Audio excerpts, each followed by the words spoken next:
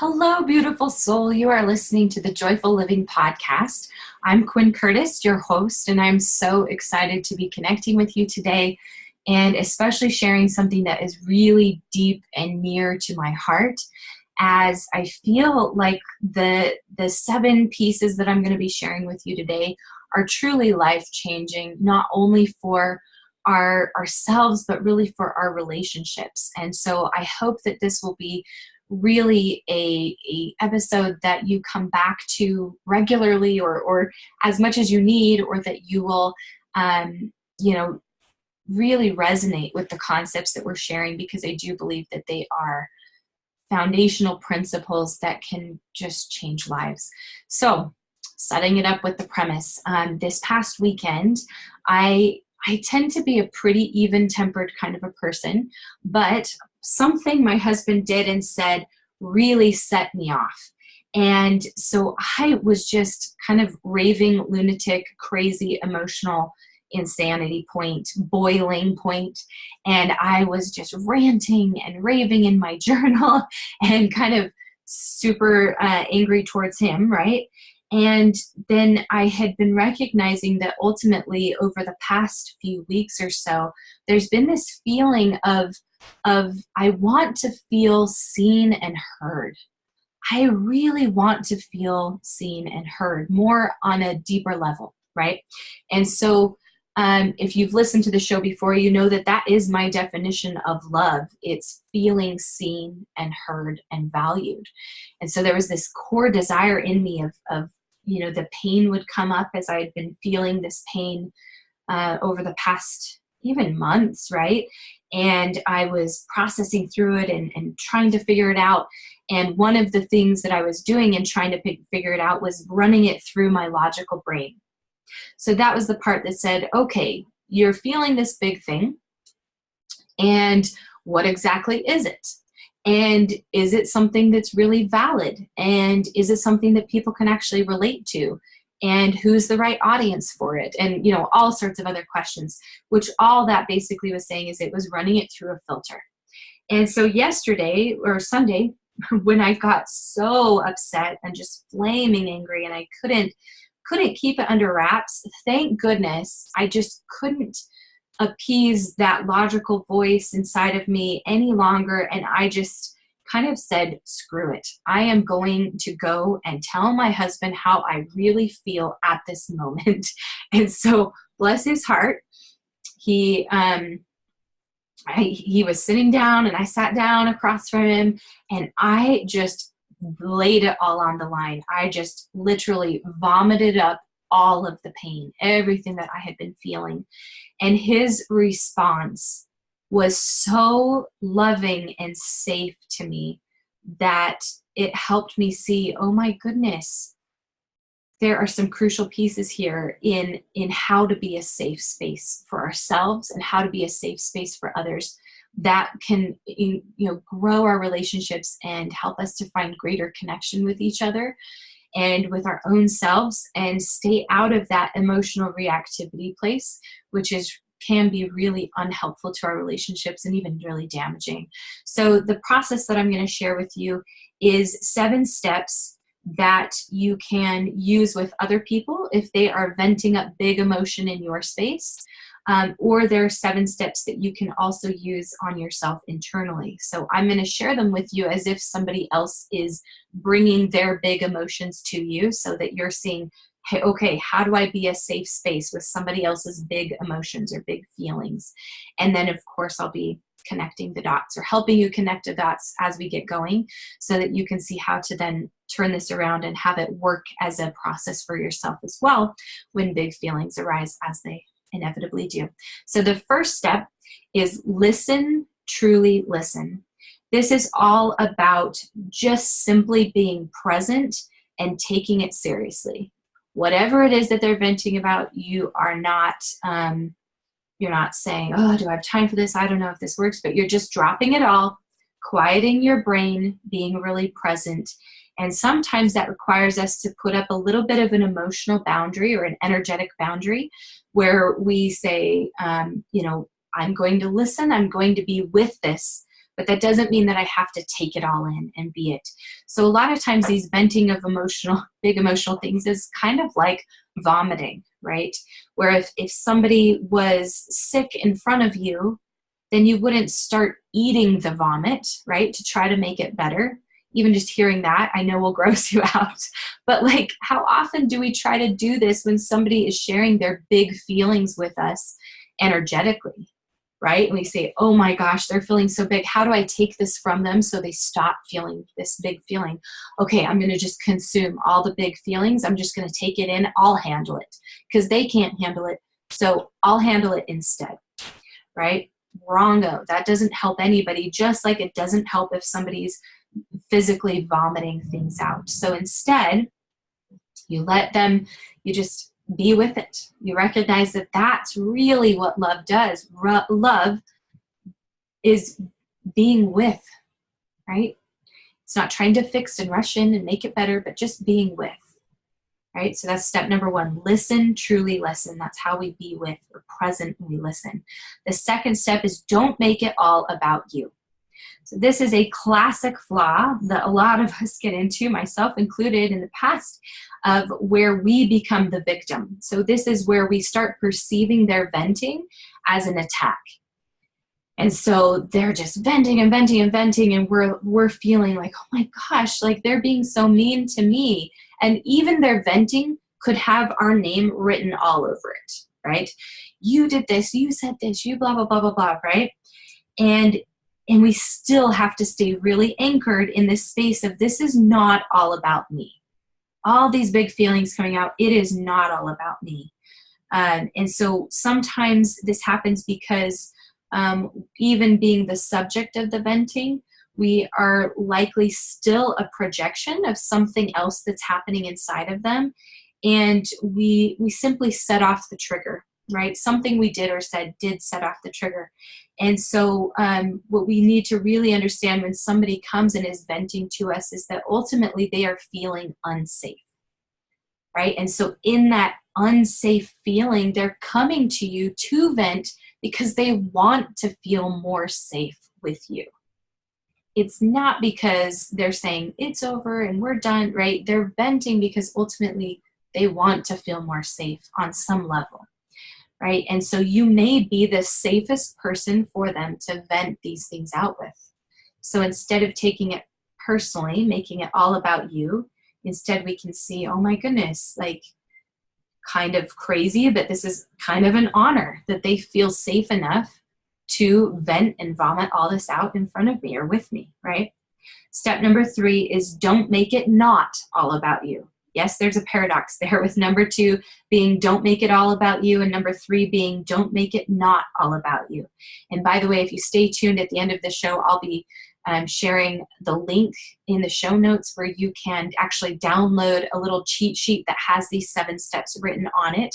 So if you're trying to hurriedly take notes and really capture this, know that that's coming. So that third step, don't make it not all about you, means don't turn the tables on them, pointing out their part and their flaws, which is really just your attempt to level the playing field, which still assumes that this is a personal attack. But venting is very, even if it's directed at you as a person, it's still very rarely a personal attack. It's so much like having the stomach flu. They are literally sick. Their soul has a fever and they're just vomiting it up to feel better, right? They've got to find a way to feel better, which doesn't make it right for people to attack you. So we are talking about a healthy and safe version of this, right? And if you do have somebody in your life who is continually attacking you, then this would not be describing that kind of a situation. But this is just somebody that you genuinely care about or that cares about you, or somebody that's just really venting frustration and in intensity and pain, right? It's that kind of a situation.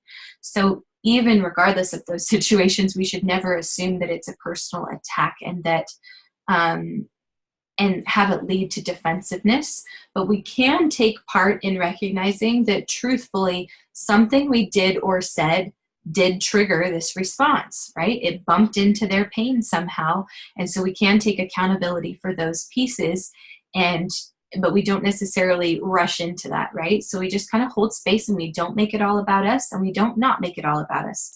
So we're staying in a space of non-judgment. And this piece is where we get really curious about, well, what was the trigger?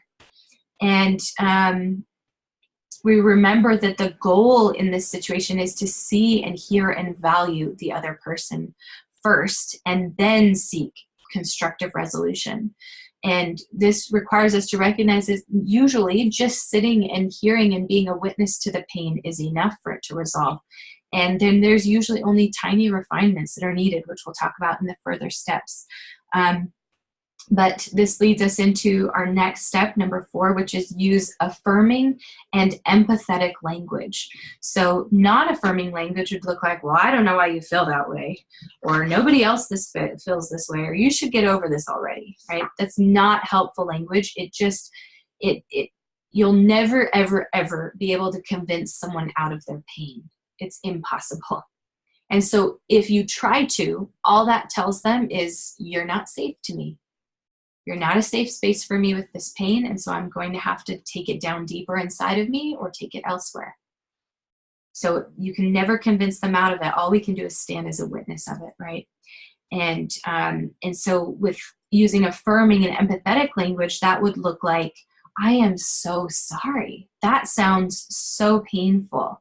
That was never my intention, and how can I make it right or better?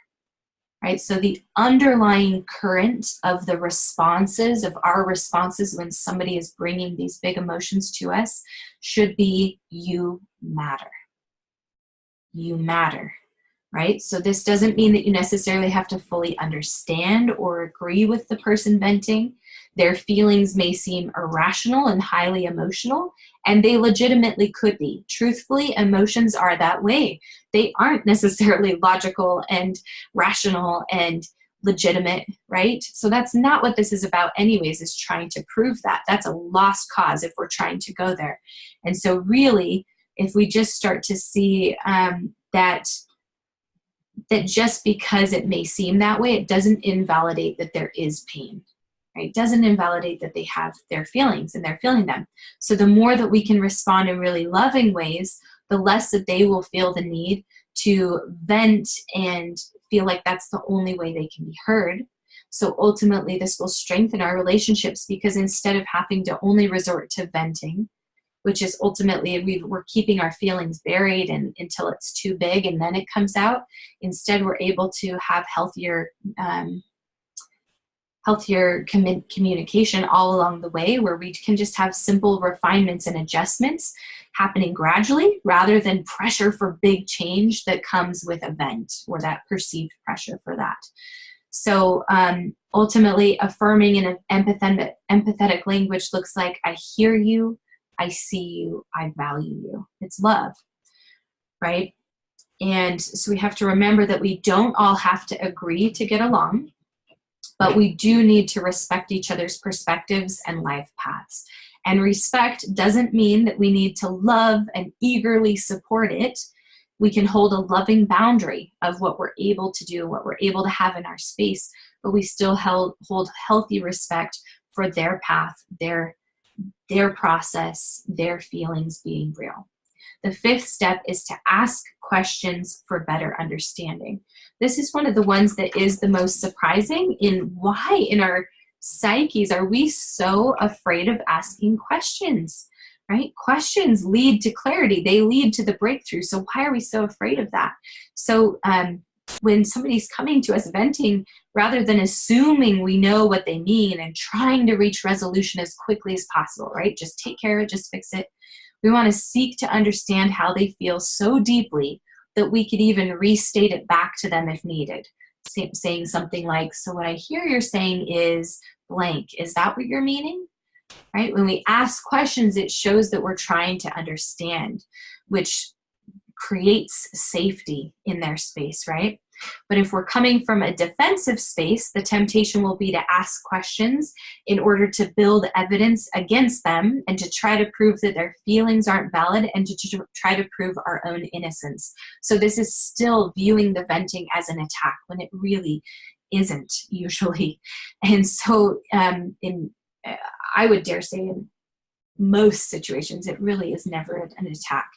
And so if you truly care about this person, then it's really important to lay down your own fears and insecurities about the venting. Just set it aside for the time being, and what it could mean to your relationship or what else it might could mean. Just remind yourself they feel unsafe on some level, and they're venting because they want to feel more safe, right? That's a good sign for our relationships, right? So when we lay that aside, then the venting experience and the things said don't have to significantly change our relationships, and they can actually be a source that strengthens them. They can be a piece of what strengthens them, especially as we get better at communicating, right? But this is a really crucial point to understand, that truly anything said in the venting, it just does not have to affect our relationships. We say a lot of stupid things when we are highly emotionally charged, right? We are highly irrational and illogical. It doesn't make sense. It's crazy talk when we're in that emotionally charged place. So to take anything that's being vented super, super seriously or personally would be a grave mistake, because it's not coming from a logical place. It's coming from a felt place.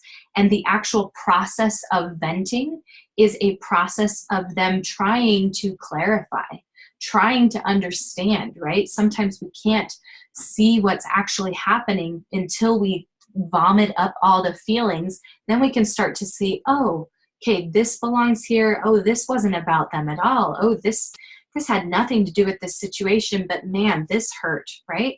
It helps us with the sorting and the understanding and breakdown process of it for the venting piece to happen. And so it's not a part that we should be taking personally at all.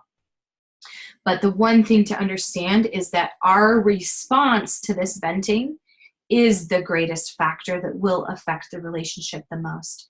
So if we respond in a really respectful, validating, kind, objective, curious way, then our response will likely support the relationship. It will bring more safety in. But a defensive response will never strengthen the relationships. It will always create a wedge and a chasm that will be a lot harder in the future to overcome and mend. And so we want to instead hold that person in their highest self-view, see their goodness, and know their pain is very, very real to them. And there isn't a way to convince someone out of it, right? So trying to do so will show them that you just don't understand, and you're not a space that is safe enough for them. And this can lead them to feel horribly misunderstood and even crazy, which honestly, from my own experience, these are major pieces that led to some mental illness kinds of symptoms, where it was like, well, we don't know why you should feel that way, and nobody else feels that way, so go get a pill, because that must be that, maybe that'll fix it, so you can feel better about these things that are happening, instead of just allowing me to feel what I was feeling and not having to make it right or wrong or socially acceptable, right? And so so then the sixth piece, an understanding that our responses are all about, before I give the sixth piece, our responses are all about helping them feel more safe, right? With every bit of our response, that's our goal. How can I help you feel more safe, right? And we see that we cannot put out their fire with fire. We can't fight fire with fire, right? So that would be futile. So the sixth piece is that we seek peaceful resolution by asking, how can I help make this better? And usually a really constructive way of doing this is, what are the 1 to 2 things that I could do that could help make this better? Now, this is very intentional language. You'll see that I'm not saying, how can I make this better? Which would mean that it's your responsibility to fix how they're feeling and make it all right and make the sunshine again and the rainbows come out. No. It's their responsibility to ultimately help themselves feel better, but we can be a support to that, right? So how can we help? What are the things that we can do? What are the triggers we can avoid? What are the steps we can take to make things shift and help them feel a little bit less unsafe? When we don't ask this question of what can I do? then it leads us to instead walk on eggshells with that person, where instead this creates way more distance and less safety, because truly we're just trying to avoid another outburst, which is a really passive aggressive response to this, which is super unhelpful, right? And so if we simply just say, hey, what could I do? What are the 1 to 2 things that I could do that could make this better? We'll see that so often, 9 times out of 10, it's simple refinements. It's things like, well, let's not talk about this on Sunday dinners. When we're with my friends, could we avoid this subject, right? When you're talking about my body, could you avoid these words, right? It's usually those simple refinements that make all of the difference. By small and simple means, great things come to pass. And we'll see that even if it was a big, ugly, intense vent, that still those small and simple means can be what makes the difference in resolution. And so sometimes they may give us a really irrational response still if they're still in a lot of emotion, and they may say something that we cannot agree to and we can't give or do. And so in those situations, then that could be a good opportunity to say, I'm not sure that I can do that, but could we try me doing this? Would that help? Right? And we get curious and we ask around and see what questions. And then we walk away from the conversation with clarity to really just focus on the top 1 to 2 things. Let all the venting go. Let everything that was said go. Let all the other pieces that we might assume that they might need or want, we let that go too. And we just stay focused on those 1 to 2 things. And don't let it continue to haunt us. It's just like if somebody physically vomits, we don't hang on to the vomit and wonder what it means and sift through it and wonder if we should, gross, right? I won't even take that analogy further. So gross, but we do that all the time with emotional vomiting. And so just throw it out. Just let it go. Flush it down the toilet. Focus on the 1 or 2 things that are going to help and move forward. And then that leads us to the 7th piece, which is demonstrate your ability to be a safe space by seeking more closeness afterwards. Even if they've asked for more space, let that be your clear intention that you desire more closeness. You desire to be closer to them, which involves you having to be in a space where you're very, very respectful and patient of their healing process, and them continuing to process and figuring things out, and that you're ultimately holding on to love super tight moving forward. Now, sometimes with the question of, well, what are the couple of things that I could do to help make this right? Sometimes that will open the door that they could say, well, help me figure this out. And then we could start bringing in fixing, right? And making it right. Then we have earned the right to give feedback and to give direction and clarity, but only when it's asked for and invited. And usually we need to have stood as a witness of their pain before we will have the right to be able to offer any kind of refinements or adjustments that we see could be helpful. And so we really have to wait and earn that right. So if we're looking at this process from our own situation, right, and walking through these steps, this would look like a big feeling comes up in you, right? Big stressor. And so instead of shoving it out, then we listen. We truly listen. One of my dear close friends had a big bout of shame come up. She just kept saying, I just keep feeling so embarrassed. I feel so embarrassed, right? So much shame. And her logical brain kept wanting to just shut that down. Like, we shouldn't feel shame and we should move on and this is not worth it, right? But really, to be a safe space for herself, it required her to be present with the feeling and allow herself to feel it. I feel shame. This is what is real. I'm going to be present with it. I'm not going to hurry and rush it away. I'm going to be with it. And then the second step, don't make it all about you. Don't take it all personally, right? How often do we do this? Is where big feelings are coming up and we find ourselves saying things like, well, I'm just a mess. Well, I'm just lazy. Well, I'm just not worth it. Well, I'm just forgettable, right? We say all sorts of horrible things. That would be taking it personally instead of, well, I just feel really tired lately. I feel a little lazy, right? We don't have to take it personally, and don't make it all about us, right? The third piece, don't make it not all about us. when we're looking at these big emotions that are coming up from us, this is really important to not take us into victim mode where the world is going against us and everything's a problem and everything's wrong. Instead, we say, I will take accountability for the parts of this that are mine, right? And we let the rest go. Number 4, with using affirming and empathetic language, this is where we really shift into a gear with ourselves where we're starting to be very kind and compassionate with our responses to our feelings. And we can say things like, yeah, that really hurt when that happened. When they said that, that really felt bad, right? We can be empathetic and compassionate with ourselves. And then asking questions for better understanding. How often do we have a big feeling show up and we don't ask any questions and we just try to bury that big feeling, or we go and grab food, or we go and grab alcohol, or whatever it might be to try to just drown it out, instead of asking curious, objective questions like, shame is coming up. Shame is here. I can feel it. I can see it. Why is it here? Why do I feel this way? It's not because I'm a loser. It's because that's not true ever. In the reality of human history, no one is officially a loser.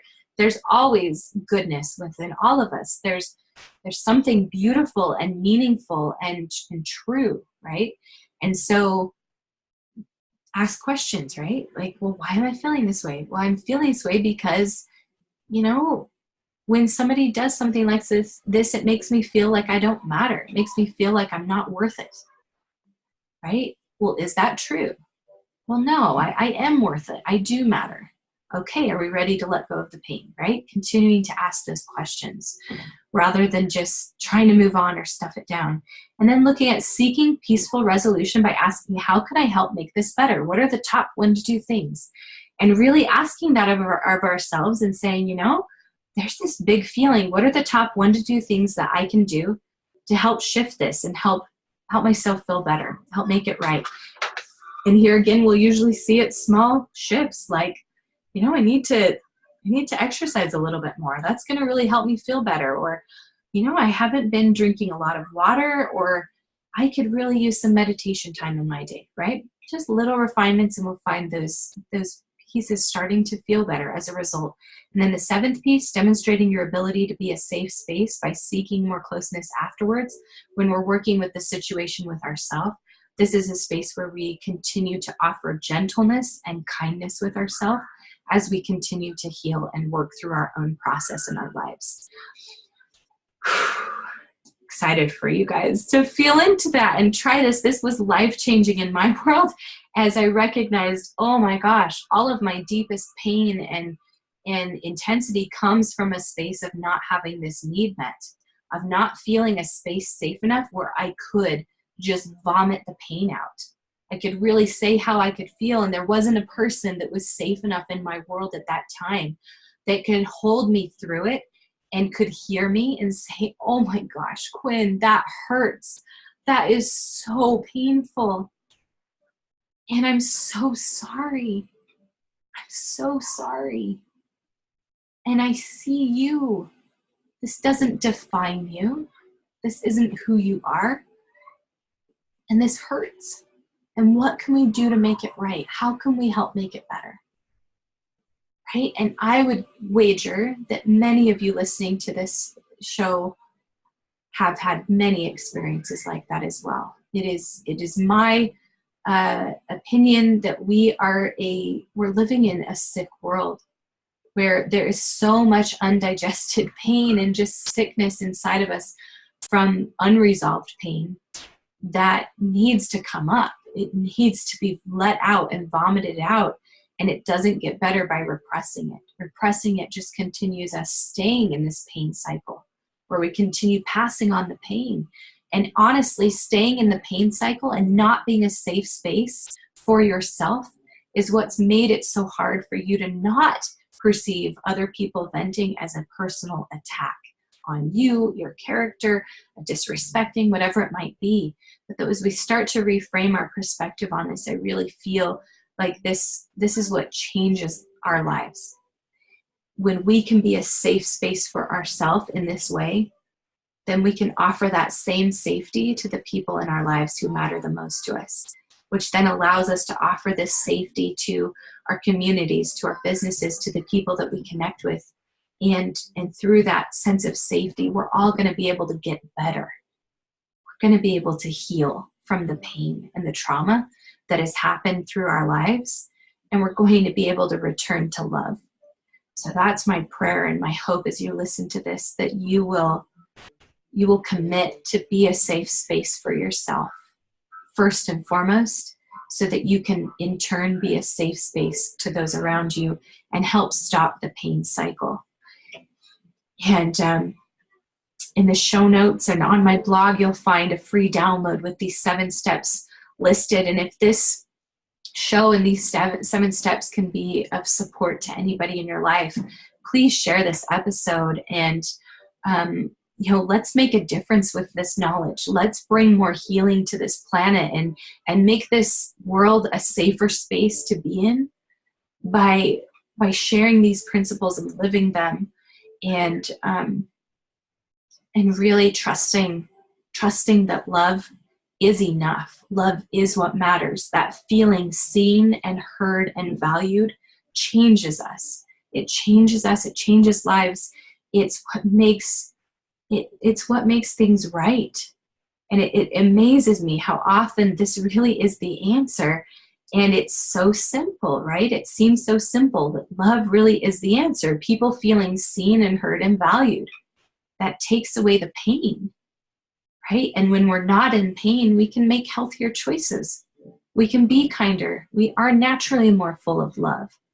We can show up and serve. We can sacrifice when needed. We can be stronger. We can be courageous. But it all starts with love. So my hope and prayer is that this has been of service to you today and in your life. And I am so grateful for your listening ear, and I'm sending you so much love in your path and your process, and praying that if there is no safe space for you, or you don't feel there is a safe space for you in your outer world of people, please start being a safe space for yourself at minimum, right? Start hearing and seeing and valuing your own self first. This is how we stop the pain. Because in my own experience, there are very few people in my world that can truly be a deep, safe space for me. Even with my world and the expanded network I have and the amazing people in my life, like, it is no small thing to be a safe space for someone, but this is what we need to create for ourselves first, and then create with other people. And so please create that first for yourself. If you're looking for more support with that, or more ideas, and you'd like us to talk about this more, please reach out. And I'm happy to serve and support however I can in this effort, and pray that it makes a difference in your life and in the lives of those that you love. And sending you so much love. Bye for now.